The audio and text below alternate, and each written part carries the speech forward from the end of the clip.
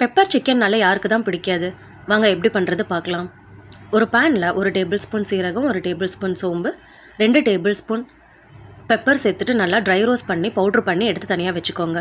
இன்னொரு கடையில் தேவையான அளவு எண்ணெய் சேர்த்துட்டு அதில் 1 டேபிள் ஸ்பூன் கடுகுளுத்தம் பருப்பு, கொஞ்சமாக சோம்பு, கருவேப்பிலை சேர்த்து நல்லா பொரிஞ்சதும் அதில் ஒரு மீடியம் சைஸ் பெரிய வெங்காயம் நீல வாக்கில் கட் பண்ணி சேர்த்துக்கோங்க. சேர்த்துட்டு நல்லா கண்ணாடி பதத்துக்கு வர மாதிரி வதக்கி விட்டு எடுத்துக்கோங்க. நான் இதில் ஒரு பச்சை மிளகாவை நல்லா குட்டி குட்டியாக கட் பண்ணி சேர்த்துருக்கேன். இது ஆப்ஷனல் தான், வேணும்னா நீங்கள் சேர்த்துக்கலாம். சேர்த்துட்டு அதையும் நல்லா வதக்கி விட்டுருங்க. 1.5 டேபிள் ஸ்பூன் ஃப்ரெஷ்ஷாக அரைச்சி இஞ்சி பூண்டு பேஸ்ட்டு சேர்த்துக்கோங்க. சேர்த்துட்டு நல்லா பச்சை வாசனை போனதுக்கப்புறமா நான் 1/4 கிலோ சிக்கன் ஆட் பண்ணியிருக்கேன்.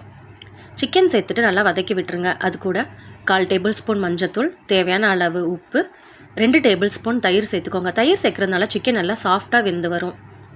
சேர்த்துட்டு நல்லா வதக்கி விட்டுருங்க. நல்லா வதங்கினதுக்கப்புறமா அதில் நான் 1.5 டேபிள் ஸ்பூன் கறி மசால் சேர்த்துருக்கேன். இது வீட்டில் அரைச்ச கறி மசால் ரெசிபி வேணும்னா கண்டிப்பாக கேளுங்க, நான் ஷேர் பண்ணுறேன்.